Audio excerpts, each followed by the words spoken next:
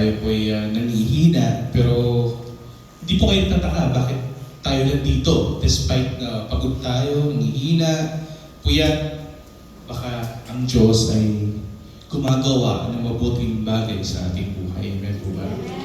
Ito yung mga bagay nito na minsan nakakapagtaka na nagagawa natin, pero kung iisipin mo, oo nga naman, ang Diyos ay may kapangyarihang pag-ingatan ang kanyang sariling mga tupa. Amen po ba?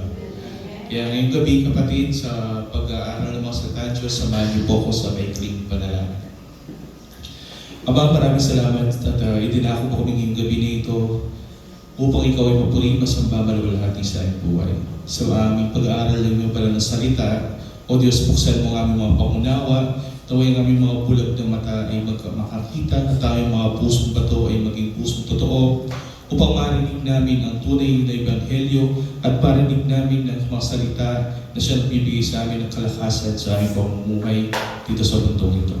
Marapatin mo, O Diyos, na pagpalain mo bawat isa ng bawat pagpapalang espiritual na iyong ipanangako sa iyong mga anak. At ganoon din, O Diyos, na pagpapalain mo rin ang mga tao makakarinig din ng mga salita mo ngayong gabi na ito, mapa ito'y sa social media o ito'y dito sa aming mga kapatid na narito. Gawa, O Diyos, ikaw ang kanilang mapuri, masamba at magwalhati ngayong gabi na ito. At sa iyong dakilang pangalan na natin sinasway lahat ng mga tibon at lang.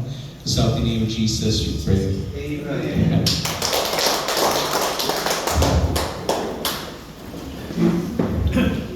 Magandang gabi po sa inyo lahat, sa mga magagawa, sa mga kapatid kay Kristo, higit sa lahat sa ating mahal na Panginoon. Tayo po ay dadako na sa susunod na bahagi ng ating gawain na pag-aaral ng mga salita ng Diyos and the preaching of the Word of God. Ngayong gabi, kapatid, tayo ay mag-exegete, no? Tayo ay magbabasa ng isang chapter sa Biblia upang ito ay maging ating kalakasan bilang mga mananampalataya sa ating mahal na Panginoon Kristo. At mga salita ng ating Panginoon ngayong gabi na ito ay magbigay sa inyo ng pag-asa sa nag-aalinlangan ninyong mga kaluluwa at mga pagod ng mga puso, no? Na puro na ng problema, mga pagsubok sa buhay. Pero itong katotohanan na ito, nawa, ito ay magbigay sa inyo ng comfort, kapatid, at magbigay sa inyo ng kagalakan ngayong gabi na ito. Tayo may pumunta sa John chapter 10. Pag-aaralan natin, kapatid, that's John chapter 10, verse 1 to 30, mabilis ang pag-aaral. No? At ito, kapatid, ang konteksto nito, sinasabi dito ng ating mahal na Panginoon Kristo, sa mga Hudyo, sino si mga Hudyo? Sila yung mga Israelita. Sila yung mga taong ibinigay sa kanila ang mga kautusan ng Diyos. Sila yung may sistema o ritual na pag-aalay ng mga hayop sa altar ng Diyos. Sila yung mayroong mga Pariseo, may mga Saduseo, pinakapulong pari. Yan ang mga Hudyo bilang konteksto, okay? Sa John chapter 9, kapatid, bago tayo pumunta sa John chapter 10, sinasabi doon ng ating mahal na Panginoon Kristo na bagamat ikaw ay mukhang relihiyoso, pero ikaw ay nananatiling bulag sa katotohanan. Kabukhan ng mga Hudyo, mukha silang relihiyoso, mukha silang gumagawa ng mabuti, mukha silang tumutupad ng mga batas ng Diyos, pero ang katotohanan ng kanilang matay bulag at ang kanilang mga puso ay bato, mga hipokrito, sabi nga ng ating mahal na Panginoon Kristo. Yun ang konteksto ng John chapter 9. Kaya nga sa John chapter 10, sasabihin dito ng ating mahal na Panginoon Kristo ang isang dakilang katotohanan kung bakit meron po mga tao na nananatiling bulag at meron din mga tao na napuksan ang kanilang pangunawa, at ito ay lahat dahil sa pangyarihan ng ating Panginoong Kristo. Pag-aralan natin ngayong gabi na ito, kapatid, sa John chapter 10. Unang tanong, naniniwala po ba kayo na kayo'y mga pinili ng Panginoong Kristo? Sabi Amen. Naniniwala po ba kayo na kayo'y mga tupa ng ating mahal na Panginoong Kristo? Sabi Amen.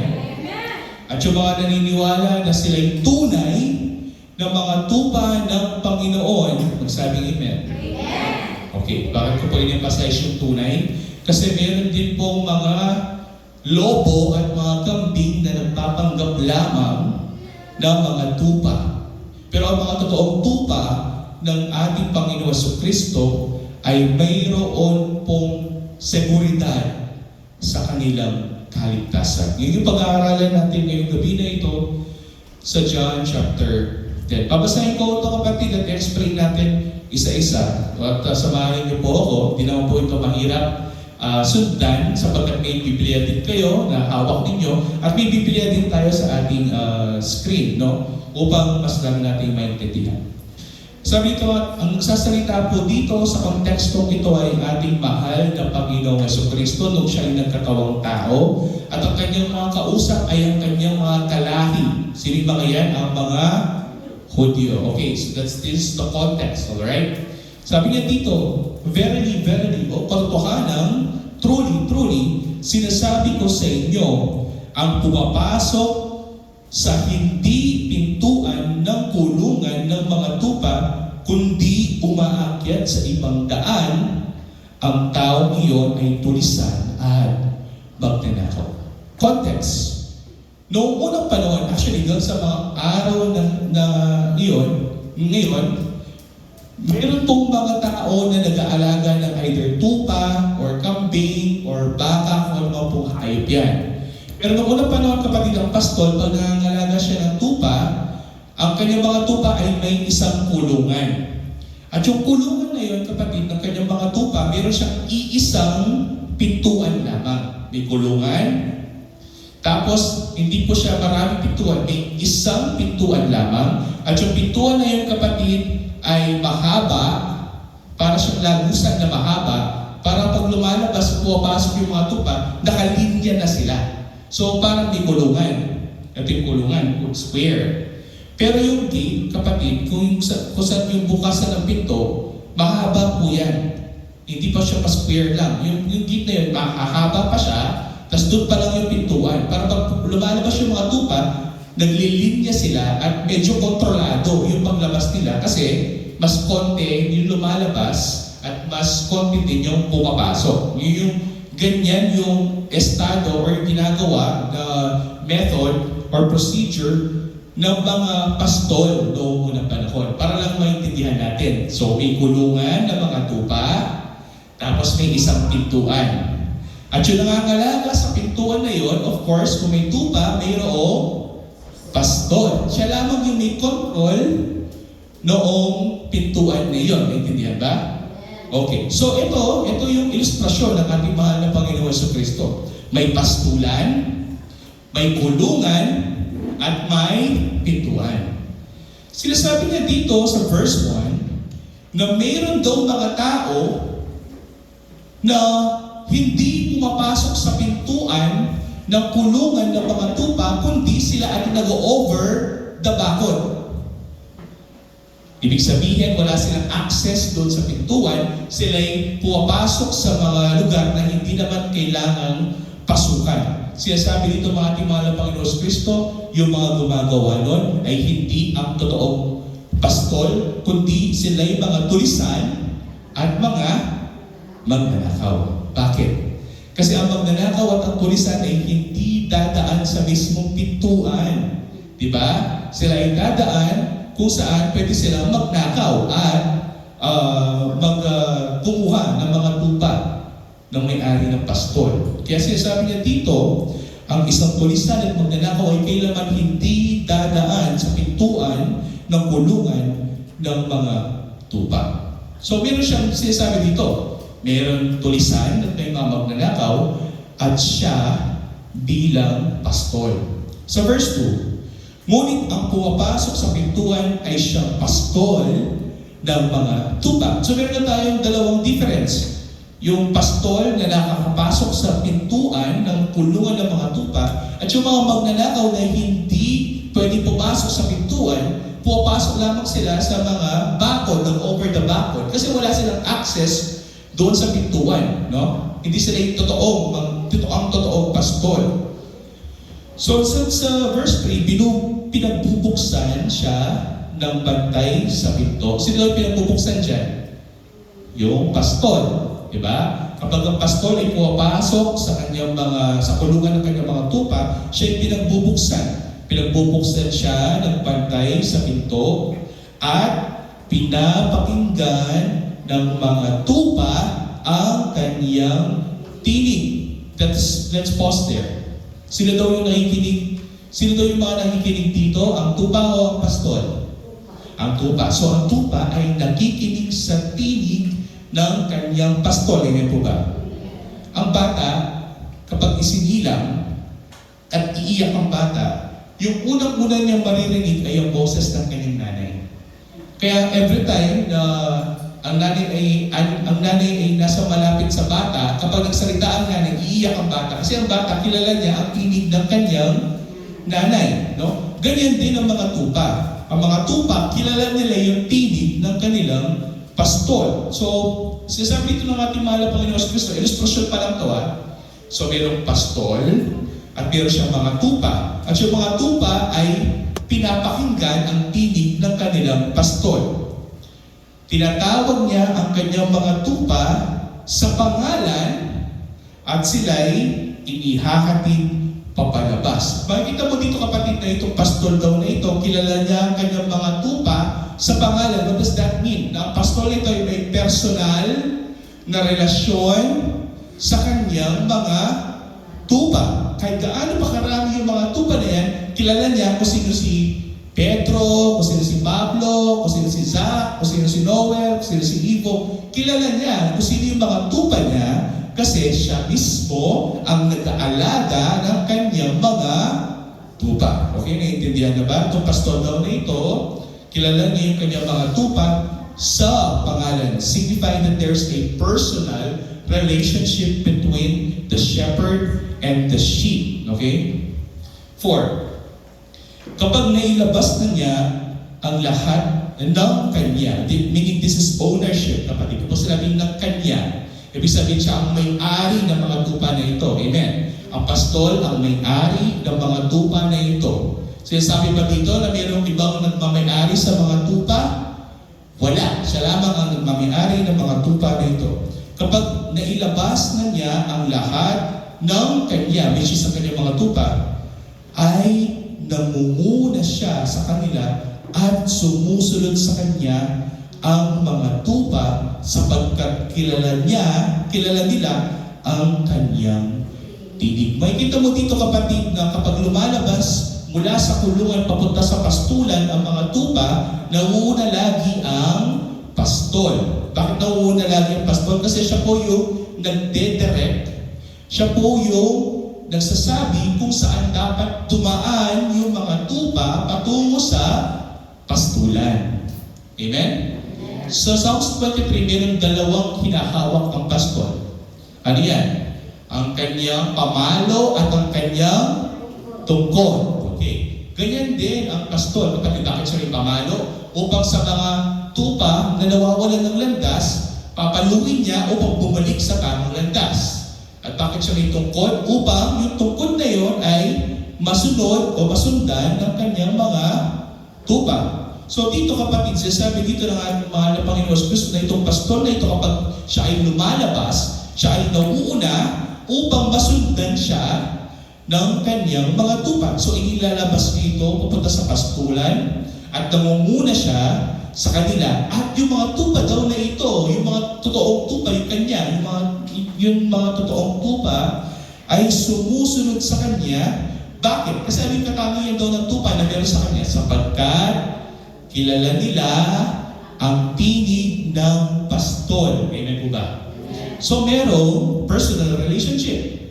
Ang pastol, kilala niya ang kanyang mga tupa at ang kanyang mga tupa, kilala siya at ang kanyang tinig. Okay?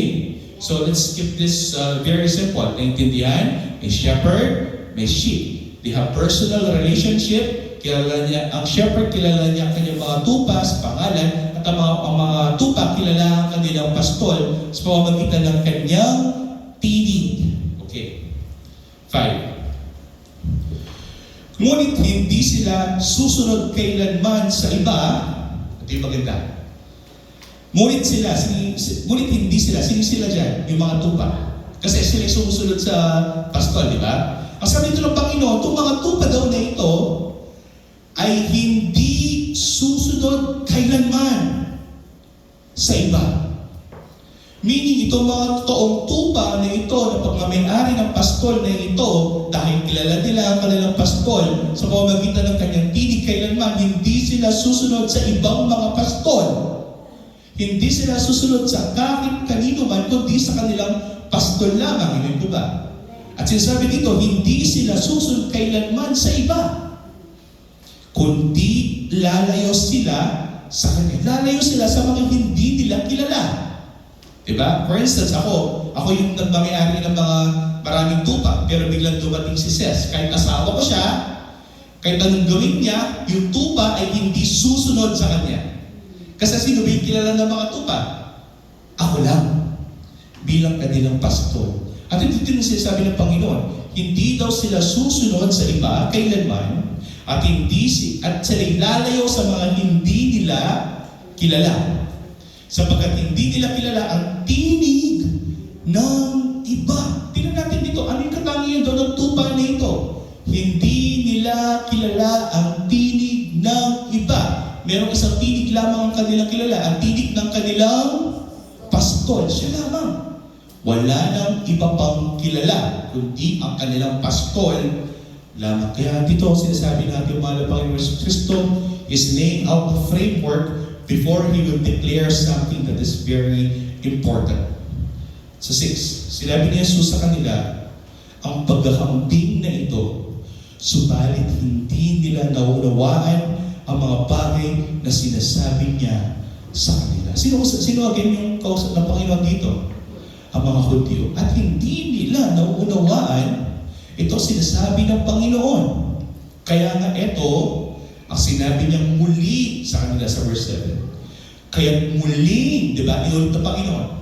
Pero ngayon, uulitin niya, in a sense, in a deeper meaning, bakit niya sinabi itong ilustrasyon na ito, at bakit kailangan ninyong malaman ngayong gabi na ito, itong ilustrasyon na ito, bilang mga sumasampalataya sa ating mahal na Panginoong Kristo. Ladies, brethren in Christ, are you ready?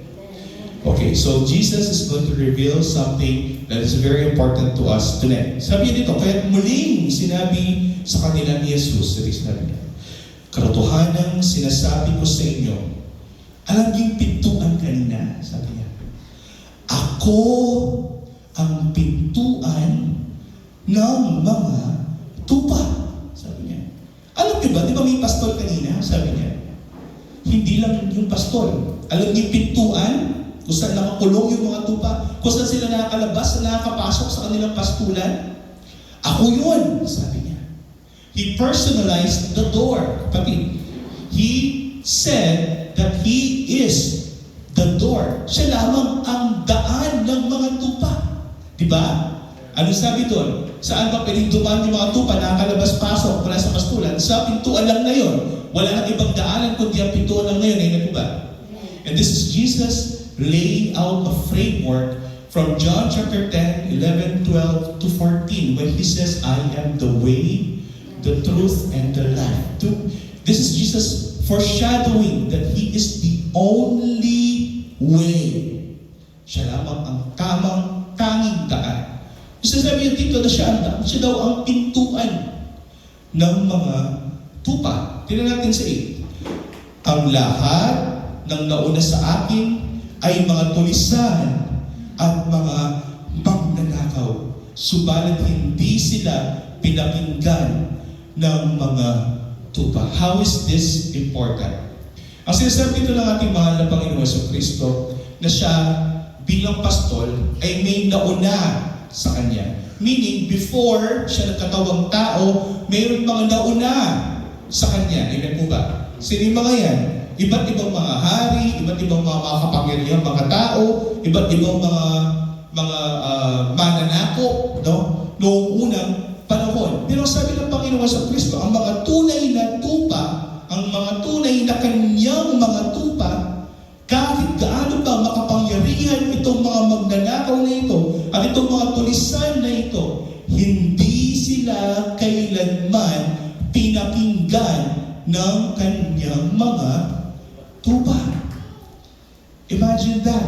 As Jesus is claiming here na kahit wala siya, ang mga totoong tupa niya ay hindi kailanman makikinig at susunod sa magnanakaw at mga tulisan. Why is that? He laid out the foundation in verses 2, 3, 4, 5. Sabi niya, ang mga tunay na tupa kailanman ay hindi makikinig sa tinig ng iba. Amen. No? So itong mga tunay na tupa daw ay hindi kailanman makikinig sa tinig ng iba, kundi susunod lamang sa tinig ng kanilang tunay na pastor.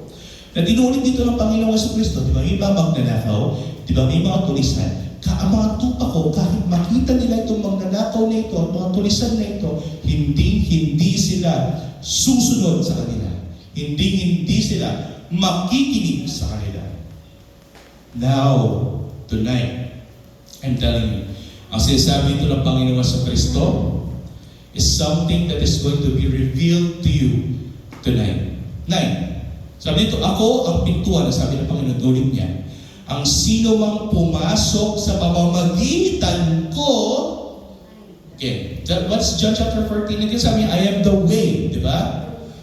The truth and the life. No man can come to the Father unless it is by me, through me. Ito yung ibig sabihin dito. And now, he's telling this 4 chapters earlier na sinasabi niya, ako ang pintuan.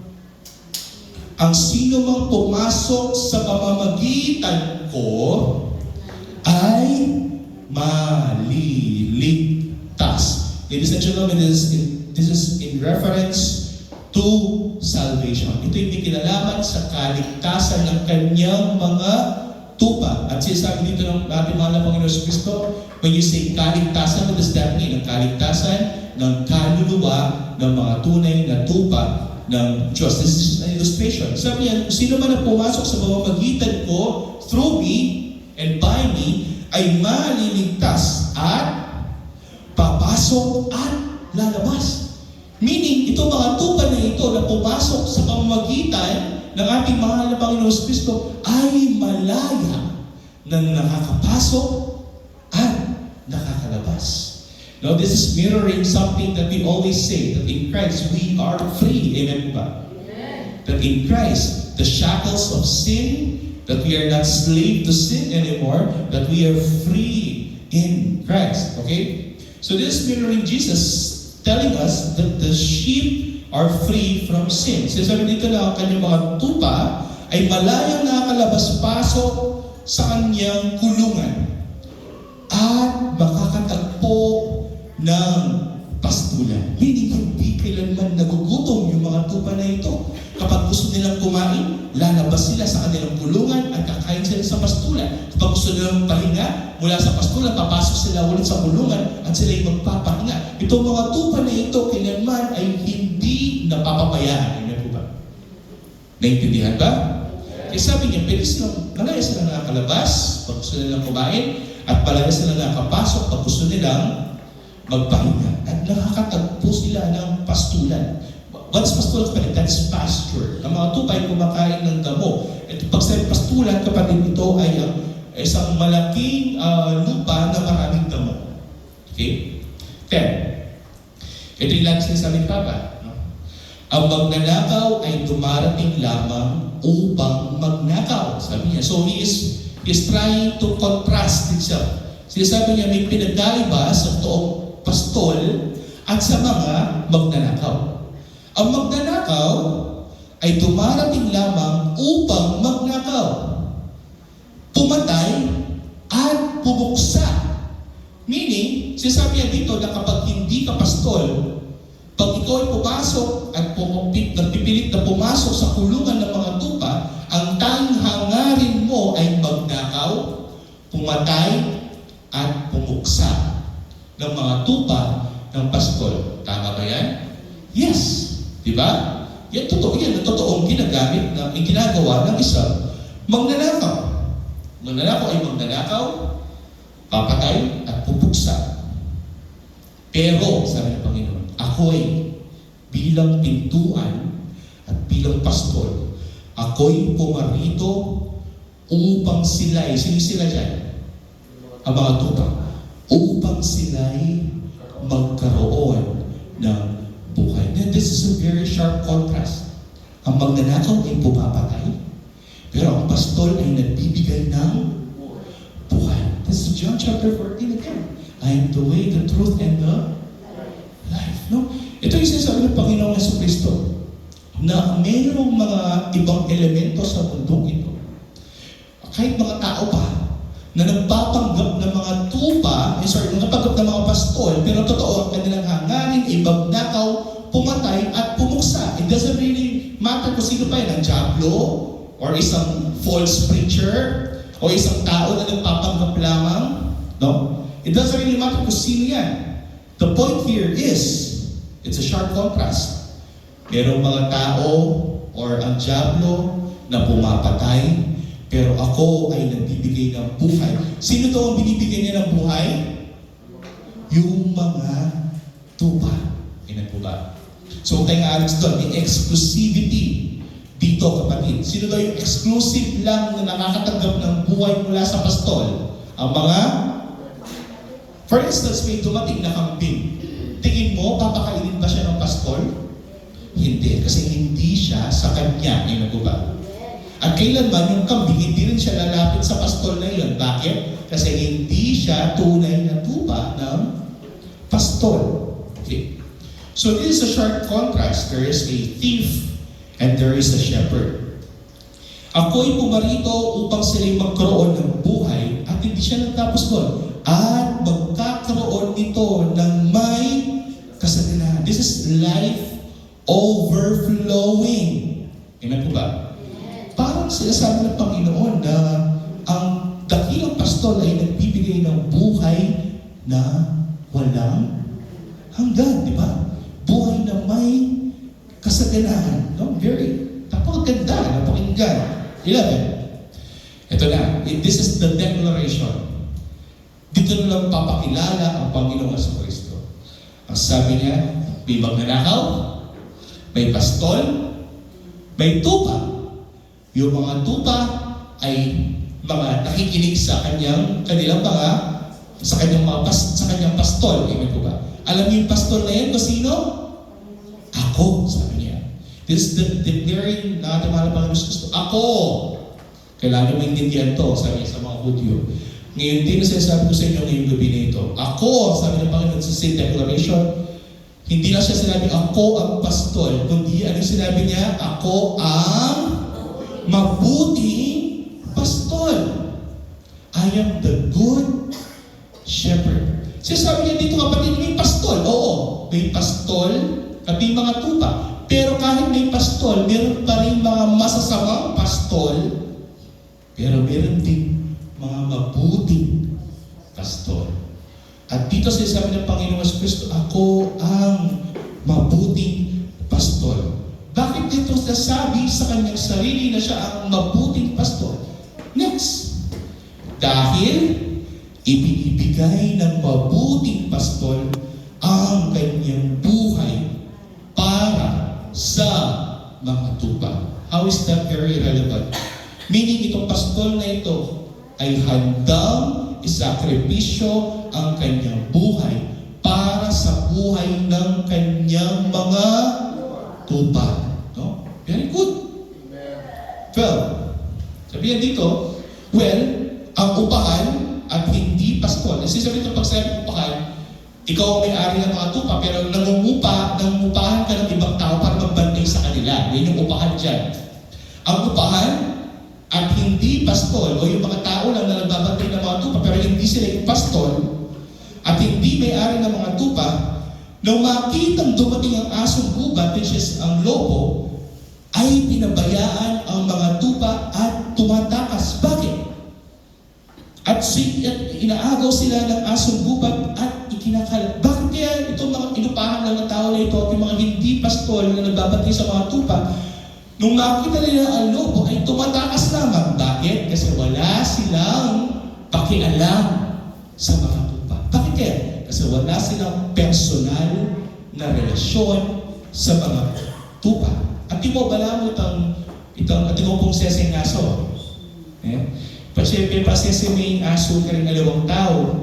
Ning kay magtaka ka, potang magbat ka, aning ka rin na, pabawo yung ingi, mabaling yan. Inipayat niya. Kasi, naman talaga sa sesenuli, naman talaga kaya. Okay? Ganyan din daw. May mga ganyan na mga tao na wala daw silang pakialam sa mga tupa kahit makain sila ng mga asong lobo. Uunahin nila ang kanilang sarili bago ang buhay ng mga tupa. Di ba? May nakita ang asong lobo. So, gagawin mo, natural, kapag ikaw ay isang pastor, ang gagawin mo, poprotektahan mo yung inyong mga tupa. Pero dahil wala silang pakialam sa mga tupa, inuna nilang protekta ang kanilang mga sarili. Kaya lumayo sila, tumakas sila, tumakbo sila, at pinabayaan na lang ang mga tupa. Kaya sa 13, sila'y tumatakas sapagkat siya'y upahan at walang malasakit sa mga tupa. Pero hindi maganda. Sabi ng Panginoon sa 14, ako ang mabuting pastor. Kilala ko ang sariling akin. Nandiyan na naman yung personal relationship. Kilala ko ang sariling akin at kilala ako ng sariling akin. So, sabi nito Panginoon, inulit niya ulit. Yung mga tupa ko, kilala ko. At ako, kilala ko yung aking mga tupa. This is a personal relationship. There's exclusivity dito. 15. Gaya ng, ito yung sasabihin ng Panginoon Jesucristo, the point niya, ang point niya dito is this, gaya ng pagkakilala sa akin ng Ama, because He has a personal relationship to the Father, gaya ng pagkakakilala sa akin ng Ama, at ng pagkakakilala ko sa Ama, again, di ba kanina sabi niya, there's a personal relationship between siya at ang kanyang mga tupa, yun po ba? He personally knows the sheep and the sheep personally knows Him. Amen. Gaya ng, again, this is again very important, gaya ng pagkakakilala sa akin ng Ama, then there's a personal relationship in His other end, sa kabilang side, ng Ama, siya lamang ang kilala at siya, kilala niya ang Ama. Diba? Sabi nga niya, nobody knows the Father except me, and nobody knows me except the Father. Gaya ng pagkakilala sa akin ng Ama, at ng pagkakilala ko sa Ama, at ibinibigay ko ang aking buhay para sa mga tupa. There's an exclusive relationship between the Son and the Father, and then there's also an exclusive relationship between the shepherd and the sheep. Kung paano mayroong exclusivity dito, sa kabilang ito, dito din mayroon. Kaya nga sabi niya, binibigay daw niya ang kanyang buhay para sa mga tupa, sapagkat kung gaano niya kamahal ang Ama sa langit, ganyan din niya kamahal ang kanyang sariling mga tupa. 16. Mayroon akong ibang mga tupa, sabi niya. Ito lang ito yung mga tupa ko. Meron pa akong ibang mga tupa. This is mirroring na sa mga Hudyo na sinasabi nila, alam niyo mga Hudyo, akala niyo, dumating lang ako dito kasi kayo lang ang aking tupa? No, sabi ng Panginoon. Meron pa akong ibang mga tupa maliban sa mga Hudyo. Sino kayo mga yun? Mga, pag may Hudyo, may Hentil. Very good. Meron pa akong ibang mga tupa that is outside of Israel. Ito yung mga Hentil. Meron pa akong ibang mga tupa na wala sa kulungan ito, sabi ng Panginoon. Kailangan ko rin silang dalhin dito at kanilang papakinggan ang aking tinig. That is the mark of a true sheep. Nakikinig sa shepherd, nakikinig sa pastor. Papakinggan nila ang aking tinig. Kaya't magkaroon ng isang kawan na may isang pastor. How is this very important? As sabi ito ng ating mahal na Panginoon Kristo, mayroong mga tupa na ngayon ay mga tupa na, pero meron din mga papasok na bagong mga tupa. At yung mga bagong na mga tupa na ito na papasok sa kulungan ay sa Kanya rin. Kasi nakikinig sila sa Kanyang tinig. At ang mga Hentil at ang mga Hudyo ay magkakaisa sa isang kawan. Amen? This is mirroring the future church of the Lord Jesus Christ, which is, we are also products of it. Tayo po yung mga bagong tupa na yun. Yung mga bagong tupa na nandito na sinasabi ng Panginoong Kristo, tayo yun, kapatid. Hindi po tayo tunay na mga Hudyo. Naniwala ka ba na Hudyo ka? Hindi. Tayo lahat yung mga Hentil. Pero Pero pinuksan ng Panginoon ang kanyang kawan para sa mga bagong tupa. Tayo yun, kapatid. 17. Dahil dito'y minamahal ako ng Ama, sapagkat ibinibigay ko ang aking buhay upang ito'y kunin kong muli. Very good. Tingnan mo, dahil dito'y minamahal ako ng Ama, dahil sa sakripisyo ng pastol para sa kanyang mga tupa, sapagkat ibinibigay ko ang aking buhay, sabi niya, upang ito'y kunin kong muli. Sabi niya. Bakit kaya? Tuloy lang. Walang nag-aalis nito sa akin. Wala daw nag-aalis ng buhay niya, kundi kusa kong ibinibigay. Wala daw pumipilit sa ating Panginoong Jesucristo. Walang pumipilit sa pastol na ibigay niya ang kanyang buhay para sa kanyang mga tupa. Siya mismo ang nagdesisyon. Ang mismong pastol ang nagdesisyon. Ang mismong mahal na Panginoong Jesucristo ang nagdesisyon. Ang mismong anak ang nagdesisyon na ibibigay niya ang kanyang buhay para sa kanyang mga tupa. Nalalayon ang tao siya sa krus. Sabi niya, Ama, ibinibigay ko na ang buhay ko. After that, siya ay namatay. This is our Lord Jesus Christ willingly giving His life for His sheep. Sabi niya, walang nag-aalis ng aking buhay. Kusa kong ibinibigay itong aking buhay. May kapangyarihan akong ibigay ito, sabi ng Panginoon. At may kapangyarihan akong kunin itong muli, itong buhay na ito. Tinanggap ko ang utos na ito mula sa aking Ama. Kung paanong sumunod ang Panginoong Jesucristo sa kanyang Ama sa langit. Gayon din ang mga tupa ay sumusunod sa Kanya bilang pastol na kanilang pinapakinggan ng kanyang mga tinig. Yan po ba? Meron tayong dalawang parallelism dito para maintindihan. Okay? 19. At muling nagkaroon ng pagkabahagi sa mga Hudyo dahil sa mga salita na ito. Noong una, hindi nila maintindihan. Ngayon, medyo meron nang nakakaintindi na, pero yung iba, hindi pa rin nakakaintindi. Kaya nagkaroon ng pagkabahagi. At marami sa kanila nagsabing mayroon siyang demonyo at siya'y nauulol. Bakit ninyo siya pinapakinggan? So kala nila, nag-hysterical lang ang Panginoon sa Kristo para siyang sinapian ng demonyo. Kasi hindi nga nila maintindihan kung ano sinasabi niya. Sinabi naman ng iba, hindi ito ang mga salita ng isang demonyo.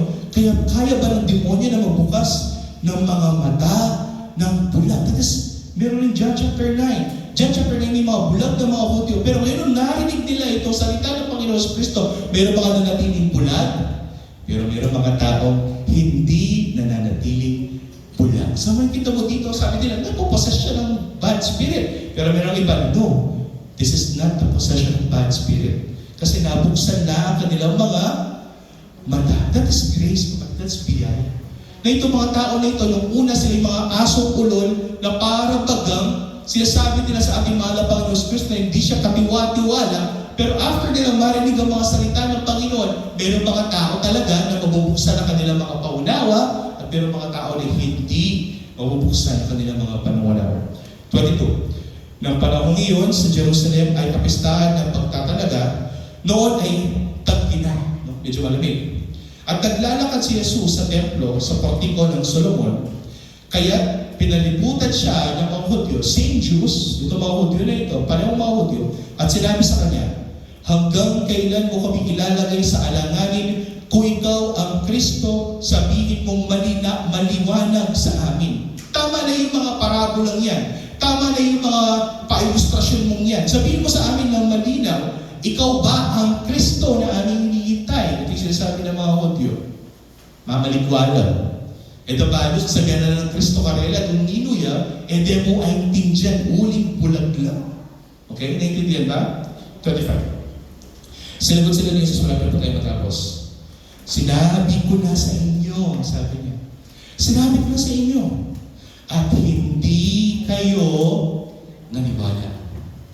Ang mga gawang ginagawa ko sa pangalan ng aking Ama ay siyang nagpapatotoo sa akin. Nung nag-aral tayo nung last Sunday, pag sinabi, in the name, is this a proper name? No. Pag sinabi, in the name, it means in the authority of. Ibig mo ba? Okay, so pag sinabi ko, I am standing here in the name of Pastor Noel, hindi ko sinasabi ako si Pastor Noel. Ang sinasabi ko na ako'y nakatayo dito dahil meron akong otoridad na ibinigay sa akin ni Pastor Noel. At dito sinasabi ng Panginoon sa Kristo, sinasabi ko sa inyo, at hindi kayo niniwala, ang mga ginagawa ko sa pangalan in the authority of my Father, ang siyang magpapatotoo kung sino ba talaga ako. Yung sinasabi niya, sino ba ako sa harapan ninyo? Sino ba yung nagpadala sa akin? Sino ba yung nagbigay ng otoridad sa akin? Ito sinasabi ng Panginoon, 26. Subalit hindi kayo naniwala. Meron talaga mga taong ganyan, kapatid. Sapagkat hindi kayo kabilang sa mga tupa, sa aking mga tupa. So ladies and gentlemen, I'm telling you right now, naniniwala ba kayo sa Panginoon Jesucristo? Nananampalataya pa kayo sa kanyang mga nagawa? Nakikinig ba kayo sa tinig ng Panginoon? Sumusunod ba kayo sa tinig ng Panginoon? Pagpasdan ninyo, busisihin ninyo ang inyong mga sarili, sapagkat ang mga tunay na tupa ng Panginoon ay sumusunod at nakikinig sa Kanya. Pero yung mga hindi tupa ay hindi kailanman makikinig sa Kanya. Amen po ba? 27. Pinapakinggan ng aking mga tupa ang aking tinig at sila'y aking kilala. And yan na naman yung personal relationship. 3 times nilulot ang Panginoon sa Kristo ito. Sa chapter nito. Akin silang kilala at sila'y sumusunod sa akin. Bilang katangian ng isang tunay na tupa ng Panginoon, ikaw ay talasunod ng Panginoon sa Kristo. Ito yung maganda. Sila'y binibigyan ko ng buhay. Pero hindi siya natapos doon, kapatid. Di ba kanina sabi niya, sila'y bibigyan ko ang aking buhay para sa kanila at sila'y bibigyan ko ng buhay at ano pa, kasaganaan ng buhay. At dito, ang conclusion ng sinasabi niya, may buhay kasaganaan ng buhay. Ano yung buhay na yan? Sila'y binibigyan ko ng buhay na walang hanggan. Very good. Ladies and gentlemen, the moment that you believe in Christ, this is John chapter 3. Passadali, for God so loved the world that He gave His Son because the whosoever believe. Sabi ba believe and work for Him? No. Sabi ba believe in Him. The moment that you believe that Jesus is your shepherd, the moment na niwala ka na sa ating mahal na Panginoon Kristo ay kaya kanyang iligtas, that is the start of your salvation. That is the start of your everlasting life. How is that? Very important. Sabi ng Panginoon sa Kristo, to know you, sabi niya, to know you, the one true God, and me to whom you sent, I will give them eternal life. Sabi ng Panginoon, this is it. Sila'y binibigyan ko ng buhay na walang hanggan at kailanmay hindi sila mapapahamak. That's eternal security. Pag ikaw ay na kay Kristo at ikaw ay tupa at tuloy na tupa ng Panginoon, kailanman, sabi ba niya na sometimes hindi ka mapapahamak, sometimes mapapahamak ka. Sabi ba dyan? No. Sabi niya dito, kailanman, never, na ikaw ay mapapahamak. At hindi sila aagawin ng sino man mula sa aking kamay. If that doesn't shout to you as eternal security, hindi ko lang alam kung anong naiintindihan mo sa mga salita ng Panginoon na ito. Inulit ito ni Pablo sa Romans chapter 8. Sino makapaghiwalay sa atin mula sa pag-ibig ng Diyos? Ano yung sagot ni Pablo? Wala. Ni ang anino man, ni ang kasamaan, ni sino mang pinuno, ni ang kamatayan man, ay makakapaghiwalay sa atin mula sa pag-ibig ng Diyos. Bakit? Kasi ang tunay na tupa kailanman ay hindi susunod sa kaaway ng Panginoon. Amen. Bakit? Kasi sabi ng Panginoon sa Kristo kanina, ang mga tunay na kanyang mga tupa ay hindi makikinig sa ibang pastor.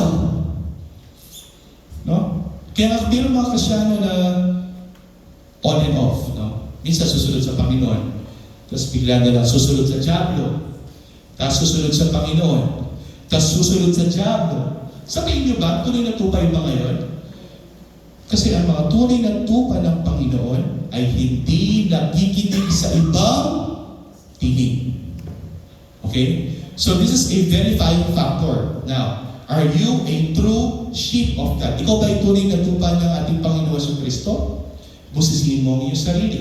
Nakikinig ka ba sa ibang tinig? Sa tinig ng mundong ito? Sa tinig ng inyong laman? O sa tinig ng dyablo? Labanan mo, kapatid. Dapat meron kang isang tinig lamang na iyong pinapakinggan. Kaling tinig yan? Ang tinig ng Panginoong Jesucristo bilang inyong pastor. At ito yung maganda. Kung ikaw ay tunay na tupa ng Panginoon, hindi ka na kailanman maihiwalay mula sa kanyang kamay sapagkat meron ka ng buhay na walang hanggan at pinangahawakan ka ng Panginoon kailanman. No? And wala siya sinabi dyan for 3 years, 10 years, or 30 years. This is eternal. Amen po ba? This is also mirroring that Jesus Christ is God Himself. Bakit siya mangangako na bibigyan kanya ng buhay na walang hanggan kung tao lamang siya? Amen po ba? Kaya ba magbigay ng eternity ang tao? Hindi. Ang Diyos lamang may eternity. Amen po ba? We established these categories, right? Only God has eternal essence, but man is limited.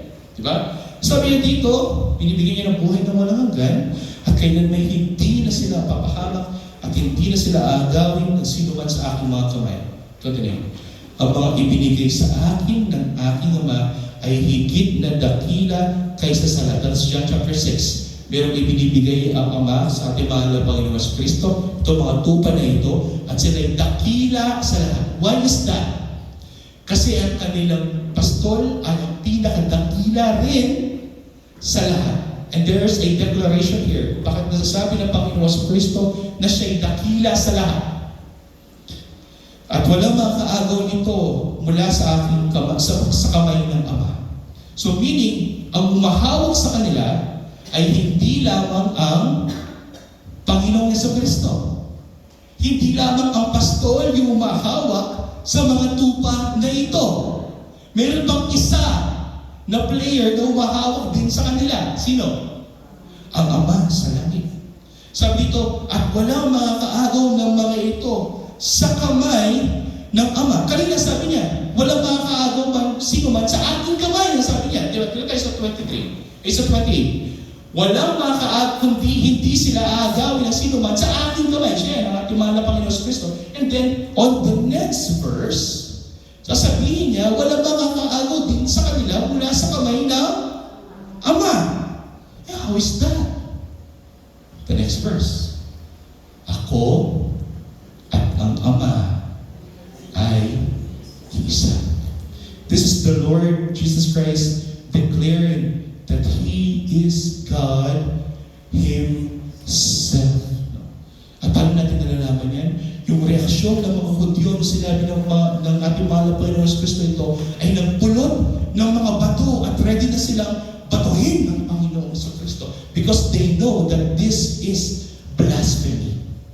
He just declared to them that He is God Himself. I'm telling you right now, kapatid, kung tayo ay mga tunay na mga tupa ng Panginoong Kristo, kailanman hindi tayo mawawala sa Kanya. Naniniwala mo ba kayo doon? Kaya nga, minsan pag magkakasala ka at nagbabackslide ka na, at nawawalan ka ng, parang nanlalamig ka na sa Panginoon, minsan makatakot ka eh. Lord, bakit kaya? Bakit kaya nawawalan ako ng gana sa iyo?